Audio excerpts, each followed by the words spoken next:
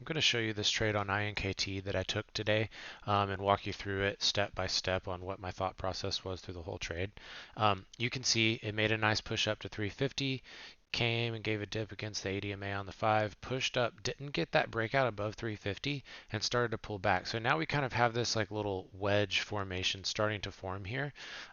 You can see on the 1 minute time frame, plus we got good VPA still in here, so I'm interested in this name for all those reasons.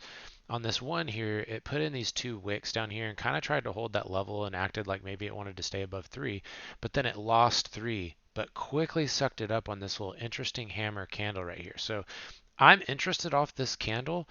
For this to mean anything to me, it needs to hold this level. So I'm fine with it dipping back down in here, but I want it to give me a higher low. So I'm interested in taking my first position here when this shows me that it wants to hold a higher low. So this is a nice little dip here. I'm looking for something on the tape in the level 2 to give me confidence that a higher low is being put in for me to take my entry. I'm also already paying attention to this 308 level. This is important to me, and a break above 308 after a higher low is going to confirm this reversal trade for me. So those are the things that are going through my head right now as I'm considering taking entry. So you can see this walking down. I want bids to start moving and kind of tighten up. So look, it's still a little heavy here, but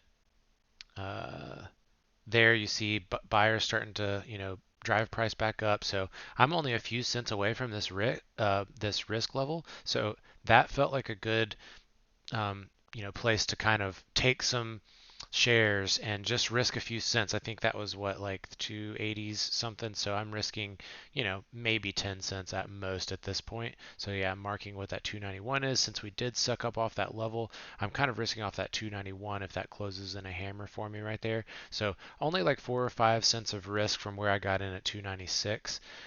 So that's kind of what I'm thinking right there. Now I want to see this push up to 308. That's kind of the next line in the sand. I'm, watching this 291. If we lose that, I might cut, but I'm especially going to cut if we lose this 280, 6 or whatever that is. So let me skip forward and show you what happens next on this trade. Okay, so price moved back up to this 308 flat top on the 1 just like I wanted. My original plan was to add into the break of 308, but I got a little bit sketched out that there was not really a wall here. I kind of wanted to see a wall, and if it chipped, I was going to add into it for the break through 308.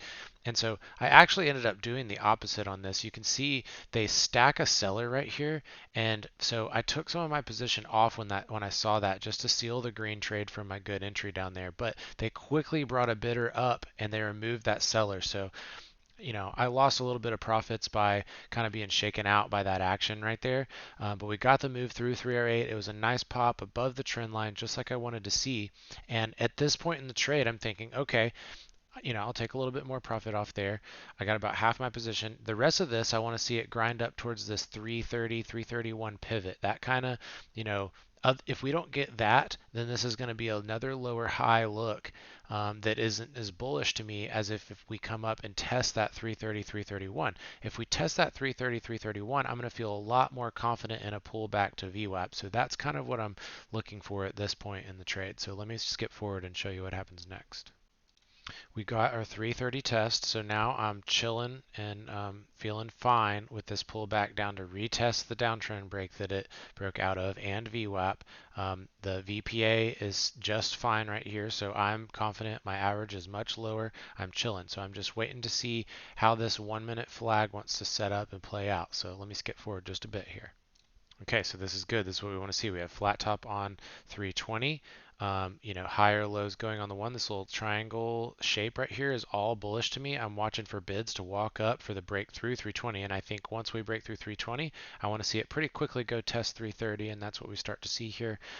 What I have noticed on a lot of these flat top breaks is price will move up quickly like you want it to, but it'll quickly just come right back down and kind of hover there. So it's a little bit sketchy, but I want to stick with it for a candle or two unless it really starts to flush. So let me skip forward a little bit more.